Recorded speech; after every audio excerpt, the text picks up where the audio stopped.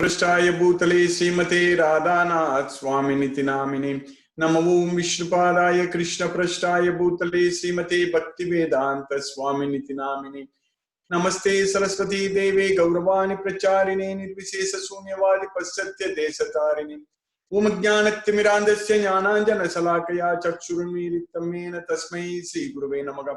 श्री चैतन्य मनोभीष्टं स्थापितमेन भूतले स्वयं रूप कदा मह्यं ददाति स्वपदान्तिकं वन्देकं श्रीगुरु श्रीयुतपदकमलं श्रीगुरून् वैष्णवांश्च श्रीरूपं साग्रजातं सहगण रघुनाथान्वितं तं सजीवं साद्वैतं सावधूतं परिजनसहितं कृष्ण चैतन्य देवं श्री राधा कृष्ण पादान् सहगण ललिता श्री विशाखान्वितांश्च हे कृष्णा करुणा सिंधु दीनबंधु जगतपदे गोपेश गोपिका कांत राधा कांत नमोस्तुते तप्त कांचन गौरांगी राधे वृंदावनेश्वरी वृषभानुसूते देवी प्रणमामि हरिप्रिये वाञ्छाकल्पतरुभ्यश्च कृपा सिन्धुभ्यैव च पतितानां पावनेभ्यो वैष्णवेभ्यो नमो नमः।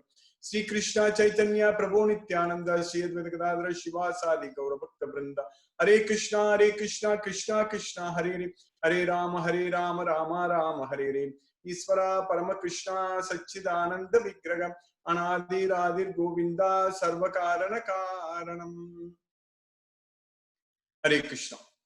By Lord Sri Krishna's causeless mercy, we are in the second chapter of Bhagavad Gita, and we have finished about 20 slokas in the second chapter of Bhagavad Gita. So the title of the second chapter is Contents of the Gita Summarized. So here Krishna is in the sloka number 11 to 30, Krishna is teaching us about the concept, it is the scientific facts about the soul. We are not the body, we are the soul. So the sole purpose of understanding this Bhagavad Gita, studying this Bhagavad Gita, is to understand that we are not the body, we are the soul. So that is the sole purpose of getting this knowledge. Because only in Bhagavad Gita, only in Bhagavad Gita we understand about ourselves, not in any other book, not in any other textbooks or in any other books, any other literature. It's very difficult. Maybe other books like Puranas, Upanishads, they may be talking about soul, but the problem is that in this material world, in this so-called modern world, we will not have any time to go through so much vast literature. It's very difficult. And we cannot even understand very clearly. So here Krishna, everything, he brought everything in one book, just in one book. Means it's a part of Mahabharata. Bhagavad Gita is part of Mahabharata. But just here in 18 chapters, Krishna is teaching us everything about ourselves. So here in the very beginning, when Krishna starts his instruction to Arjuna, in the very beginning, Krishna is talking about the soul. Like any textbook, when we study, any textbook like physics, any subject books like physics or chemistry or any book, any math. So the first thing is one will study in the first chapter about the fundamentals, the basics basically, especially if it is a physics units and things like that.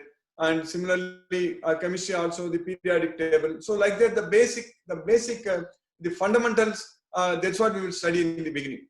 So if we understand those basics, then it is possible for us to study the chapters which are coming further. So similarly here in Bhagavad Gita, the very basic science, we need to understand the very basic science is that we are not the body, we are the soul. Once we understand that, then everything else, all the third chapter, fourth chapter, when Krishna talks about the Karma Yoga, then even in the sixth chapter, the Dhyana Yoga, all such things we will understand very clearly. If we very well understand it, we are not the body, we are the soul. So the scientific knowledge, the knowledge about the soul, Krishna is very clearly teaching in this, just in this 20 slokas. So here, Krishna in the very beginning told Arjuna that you are worrying for no reason, because a wise man laments neither for the living nor for the dead, because the wise man knows that the soul cannot be destroyed. Because there is no need to worry about the soul. Only the body is going to be destroyed. The body is going to be finished. At any point of time it can happen. Nobody can assure in this world what's going to happen to our body. Any point, any time we can lose our body. This is very temporary. This is very much temporary. This material world, everything is simply a matter of time. That's it. So we think that we are living as if it is permanent in this world, but in reality, it is really, it's a, if you look at the scale, if you look at the global scale, like the scale of this universe, or even the scale of this this earth, this solar system, the time period what we live in this earth is very small. So now the current age of the solar system or our earth planet is actually 4.3 billion years. So in 4.3 billion years, our lifetime, it's 80, 90, or at the maximum 100. Even if 80 also is really, one should be gifted to live up to 80. But even afterwards, even if we get old, after about when we cross 70s, then it's very difficult to be energetic. We cannot move around. And when a person gets into 80s, then you cannot even move around anywhere the way we want. We will not be able to drive car. We'll have to depend on, for everything, we'll have to depend on someone for everything. So we will be restricted. So our movements will be restricted. So if we live, even if we are very lucky, if we live up to the age of 90s also, then definitely at that age we will be stuck inside our home completely. It's very difficult. And another thing is that these days, not in our home, it will be in some senior residence home, some nursing home, somewhere with all kinds of health problems. So we will be really counting our days, not years, counting our days to live this well. So that much temporary our life in this material world. But unfortunately, we think that it is great. We think that we are going to live here forever, and we plan as if we are going to live here forever. All our plans are only like that. All the time when we make plans, we never think that, we never consider that we are going to lose this life. We are going to lose this body. Everything will be taken away completely. We don't even think about it. So that's why Krishna is teaching in Bhagavad Gita in the very beginning to Arjuna that one should understand that we are not the body, we are the soul. Natvevagam jatu nasam natvam neme janadipa nachaiva nabhavisyama sarvevaya mattagappa. So the soul is always there. There was never a time when I did not exist, nor you, nor all these things, and nor in the future shall any of us cease to exist. And the soul can never be destroyed. Avinasitu tadviddi yena sarvam idam tadam vinasam avyayasya nakaschitu kartum arhasi. So the one which pervades this entire body, it cannot be destroyed at any point of time. So you understand that it cannot be destroyed at all. The soul is imperishable. So even Krishna, in the coming slokas, Krishna is going to even give us more understanding, more knowledge about the soul. As I said earlier, this 20 slokas, starting from the sloka number 11 to 30 in the second chapter, Krishna is explaining very clearly that we are not the body, we are the soul. So the soul, if anyone thinks that the soul can or the soul can be killed, so both of them are not in knowledge, because the soul cannot kill and the soul cannot be killed. Yenam veti hantaram yaschainam manyate khatam ubhautau nabijanitu nayam hanti nahanyate. So both of them are not in knowledge. Yenam veti hantaram yaschainam manyate khatam. Hantara means the killer. Hatam means killed.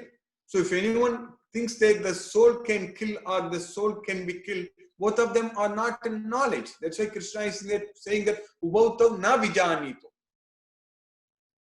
Then we studied in this sloka number 20th sloka in the second chapter. Na jayate mriyate va kadasin nayam bhutva bhavita vanabhuyaga ajo nityaga sasvatoyam purano nahanyate hanyamane sarire. So the soul has neither birth nor death at any point of time. Na jayate mriyate. Na jayate means it has no birth. Mriyate means no death. Na jayate mriyate. That's what Krishna is saying there. Kadasit, at any point of time. Nayam bhutva bhavita vana bhuvyakam. It does not come into being. It will not come into being. It will not. So that's why Nayam bhutva bhavita vana bhuvyakam. So the soul has not come into being and does not come into being and will not come into being. So that means at no point of time this soul is created. That's what the meaning of the soul can neither be created nor be destroyed. So the same thing. In this world, even material, even matter. When we talk about matter, mass or energy. So the law of conservation of mass or the law of conservation of energy. The important law is that the mass can neither be created nor be destroyed. Similarly, the energy can neither be created nor be destroyed. Similarly, the soul can neither be created nor be destroyed. How easy it is to understand. It's not at all difficult. It's very easy to understand. Very, very easy. So the soul, we are that soul. We are not the body. We are the soul. The soul can neither be created nor be destroyed.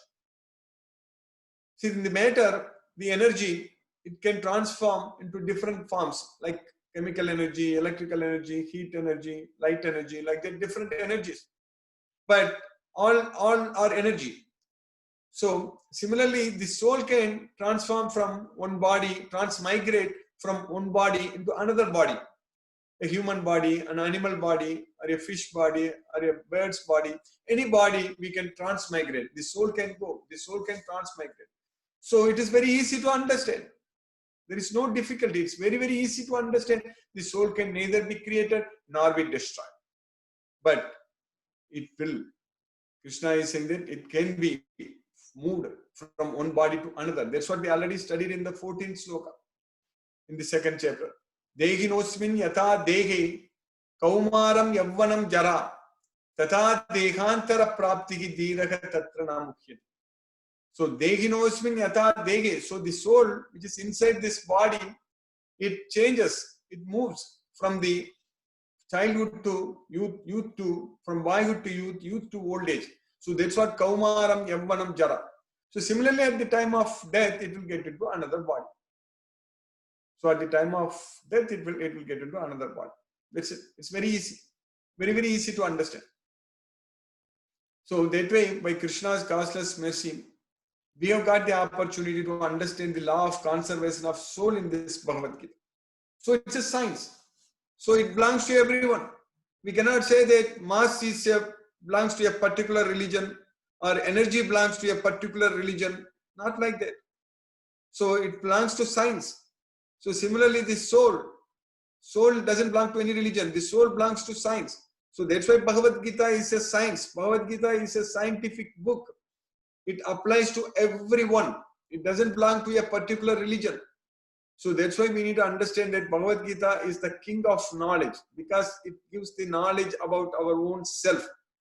That's why it is the king of knowledge. So in the next sloka, what we are continuing from the sloka number 21 in the 2nd chapter, Krishna is saying that Veda vinasinam nityam yayenam ajam avyayam katam sa purushaha partha kam gatayati hantikam. Veda avinasinam nityam. One who understands. Veda means understands. One who knows, one who understands that avinasinam, the soul is indestructible. Avinasinam. And nityam, eternal. The soul is always there. Nityam. So one who understands that the soul is indestructible and it is always existing. So that's why Veda vinasinam nityam yayenam ajam avyayam. And it is unborn. Ajam. And avyayam. Avyayam means it is everlasting. It is always there. So avyayam. So that's why we need to understand the soul is always there.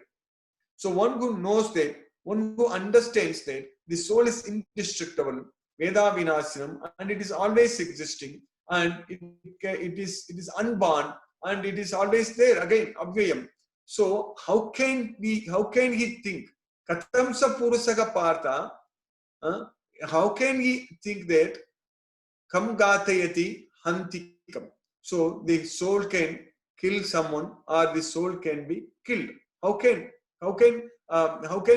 we can understand? That's why Krishna is asking that how can a person who knows that this knowledge can kill the soul, or cause anyone to hurt anyone, to kill the soul?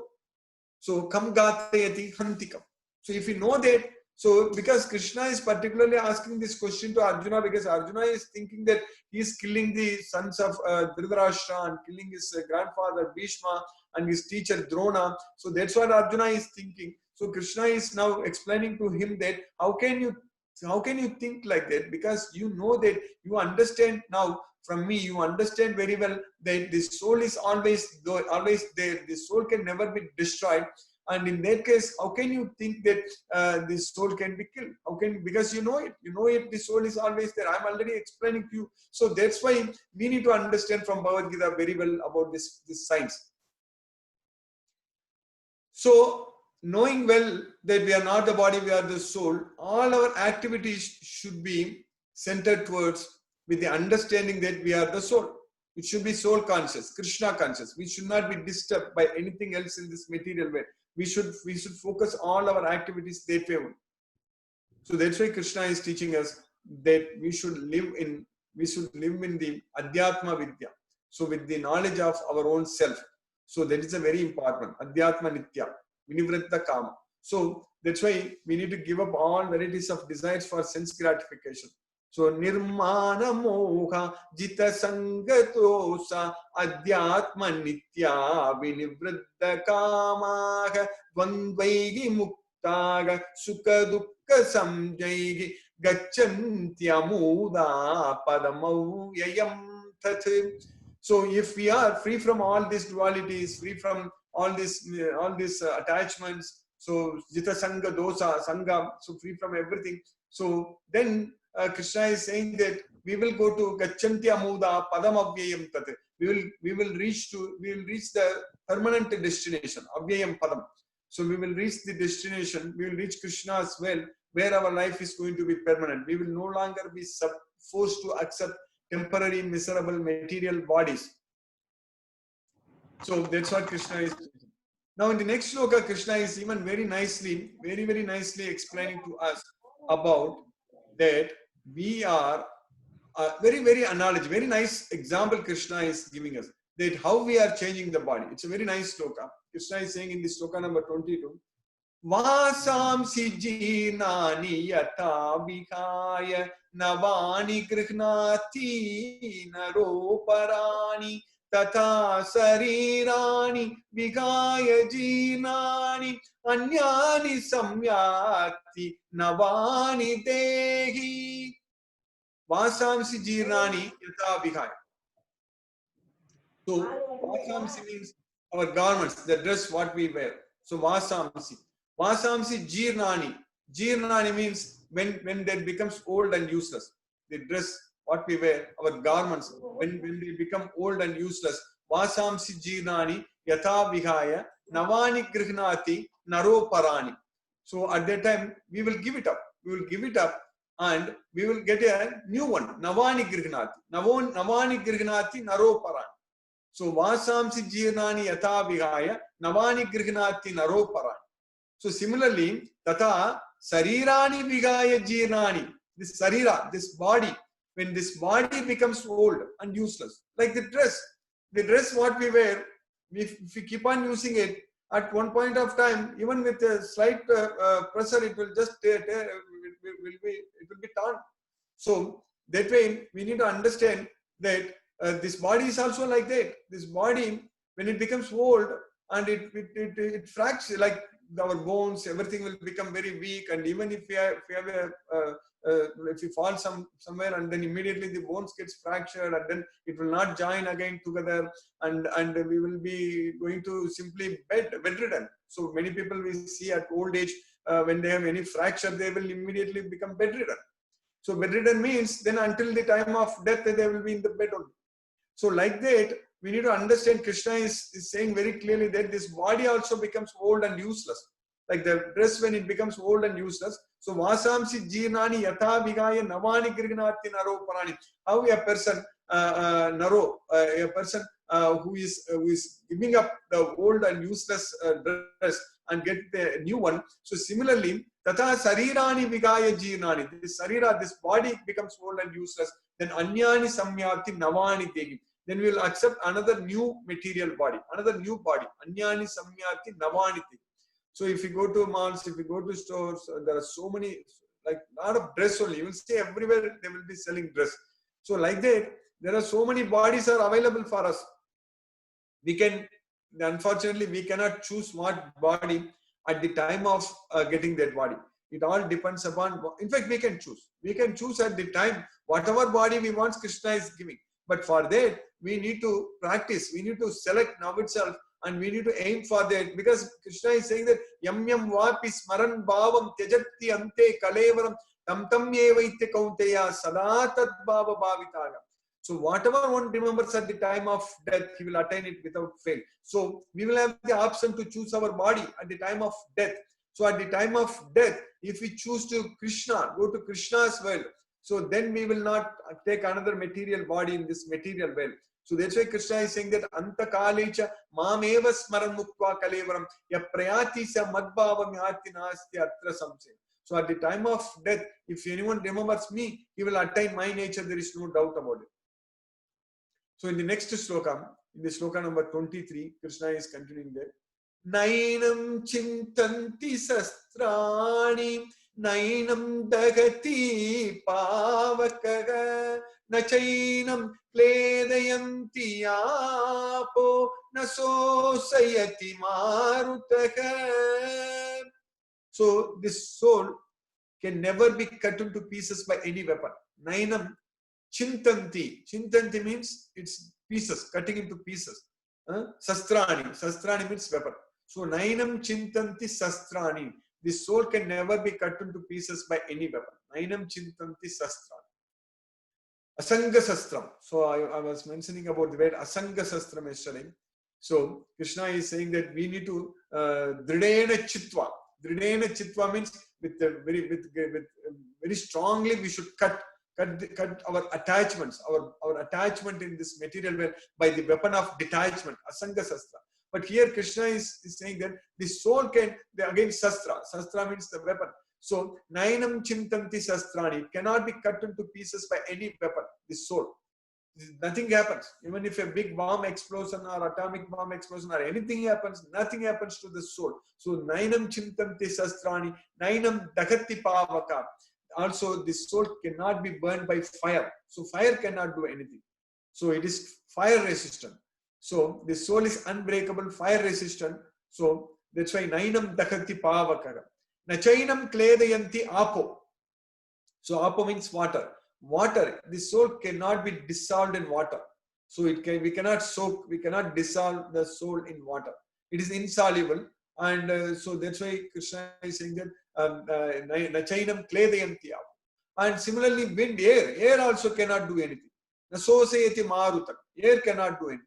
So Maruta means wind, but wind comes from air. So it cannot be withered, it cannot be dried by the wind. So that way, in the 7th chapter, we'll study in the Krishna will teach us in the 7th chapter that Bhumir Apo Analo Vayu Kammano Buddhirevacha Ahankara Mitiyam me Binna Prakriti Rasa. That's what in the 4th sloka in the 7th chapter Krishna will teach us. Krishna is teaching us. So that is Bhumi, earth, Apo, water, Bhumir, Apo, Analo, fire, Bhumir, Apo, Analo, Vayu, air.